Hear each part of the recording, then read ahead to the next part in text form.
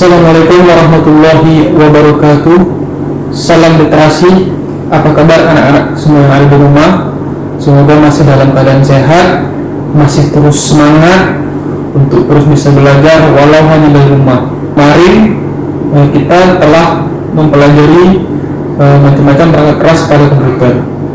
Nah, untuk kali ini kita akan mencoba kembali mengulang, yaitu tentang macam-macam perangkat lunak atau software yang ada di komputer. Jadi kalau di komputer itu sudah ada perangkat keras seperti pasangan, itu bisa ada perangkat lunak. Jadi kalau sudah ada perangkat keras, itu saja harus ada perangkat lunaknya. Apa itu perangkat lunak? Perangkat lunak itu bahasa sederhananya, bahasa yang mudah kita mengerti itu pikiran ya. Kalau dalam bahasa gampang untuk kita mengerti itu pikiran atau yang memberi perintah, yang mengatur segala sistem operasi itu adalah perangkat lunak. Nah, untuk lebih lanjutnya lagi kita akan bahas. Tapi sebelum bahas itu, Bapak ingin sedikit memberikan penjelasan tentang pandemi sekarang ini. Jadi di masa pandemi sekarang ini memang kita itu dituntut untuk selalu hidup sehat. Yang pertama itu dengan menjaga lingkungan tetap sehat. Bagaimana? Yaitu membuang sampah pada tempatnya. Terus juga kita rajin membersihkan rumah, menyapu, mengepel, ya. Dan tentu saja jangan lupa melakukan segala kegiatan itu diawali dengan cuci tangan dan diakhiri dengan cuci tangan. Nah, untuk keluar rumah, bertemu dengan orang-orang yang ada di luar rumah, itu gunakanlah selalu masker, karena masker itu melindungi diri kita dan juga melindungi orang lain. Oke adik-adik, jadi ada di rumah itu tidak mesti harus belajar materi, tidak.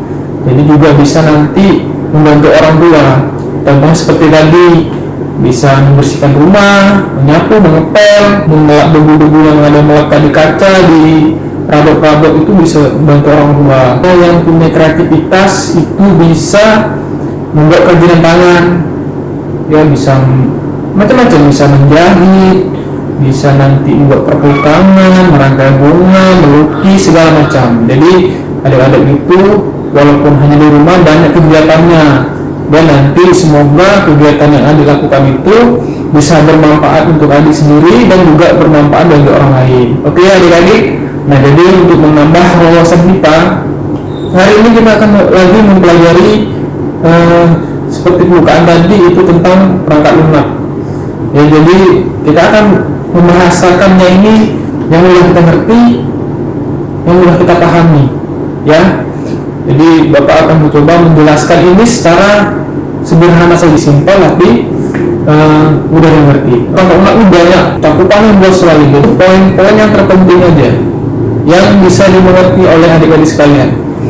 Oke, yang pertama itu kita akan membahas perangkat lunak pada komputer, yaitu sistem basic. Sistem basic itu yang Bapak katakan itu sistem basic. Basicnya itu yang kita kenal itu ada 3. Yang pertama itu yang paling kita kenal itu adalah Windows. Kedua itu Linux. 3 itu adalah iOS. Nah, jadi ini apa Pak? Bahasa apa itu Windows? Bahasa apa itu Linux? Dan apa itu iOS? Jadi Bapak hanya bahas satu, yaitu tentang Windows. Nah, apa itu Windows? Windows itu program dasar pada komputer. Jadi program dasar itu bisa diisi apa aja. Nanti aplikasi pendukungnya itu bisa bermacam-macam. Contohnya program untuk mengetik. Program mengetik itu apa Pak? Banyak. Tapi yang paling kita kenal adalah Microsoft Word. Oke, itu untuk program pengolah kata dan pengolah data juga bisa. Jadi situ ada Microsoft Word. Ya, kalau ada adik kurang mengerti, nanti kita akan coba lagi mensederhanakan bahasanya. Oke, kita akan bahas lagi tentang Windows. Windows itu kalau perkembangan sejarahnya itu panjang. Jadi dari dulu itu yang Bapak tahu itu yang pertama ada Windows 98, ada Windows XP, terus ada Windows 27, ada 2010 dan sekarang terbaru itu 2013. Itu yang Bapak tahu ya, padahal itu lebih banyak lagi, tapi kita sederhanakan aja yang pengetahuan Bapak. Itu perkembangan sejarahnya. Nah, melalui perkembangan ini juga Windows itu banyak melakukan inovasi. Di antaranya setiap seri tahun yang naik itu, maka fitur-fitur yang ada pada aplikasi tersebut juga akan terus bertambah. Nah, jadi di Windows ini istilah katanya itu sebuah rumah ya. Windows itu sebuah rumah yang kosong, nggak ada lemari, nggak ada tempat tidur. Jadi kalau kita ingin membangun sebuah rumah, maka kita perlu tempat tidur. Nah, Windows ini itu bisa dikatakan sebuah rumah yang kosong. Jadi program kosong itu harus diisi. Kalau program rumah kosong kan juga kita mau tidur di lantai juga nggak enak gitu. Jadi seperti itu.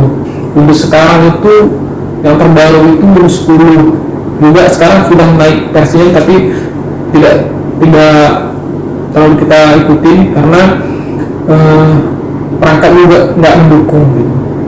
Jadi setiap peningkatan tuh perangkatnya juga harus ngikut, kalau nggak perangkatnya yang kewalahan, tidak cukup speknya. Nah, selain tadi Windows, untuk kita misalnya Pak, program aplikasi untuk mengetik itu apa Pak tadi? Itu adalah Microsoft Word yang tadi kita bahas pertama tadi, itu Microsoft Word.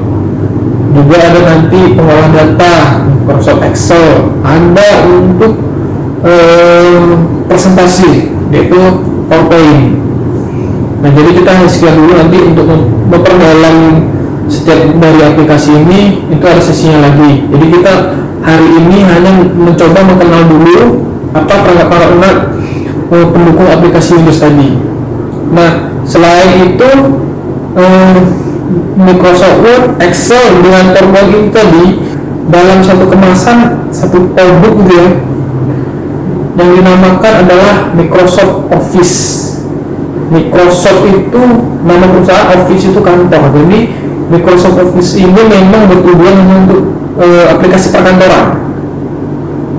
Ya, jadi memang diciptakan hanya untuk aplikasi perkantoran, mengetik, membuat data-data seperti perhitungan dan juga persentase.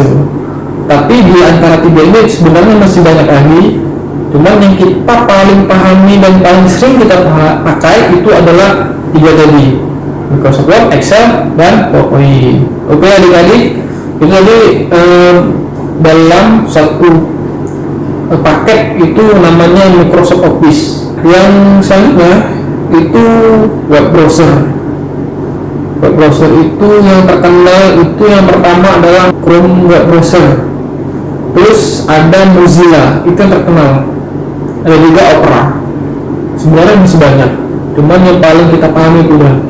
Itu salah satu aplikasi pendukung di Windows tadi. Terus nanti kita mau, Pak, bagaimana kalau mau edit foto? Kita bisa pakai CorelDRAW dan Photoshop.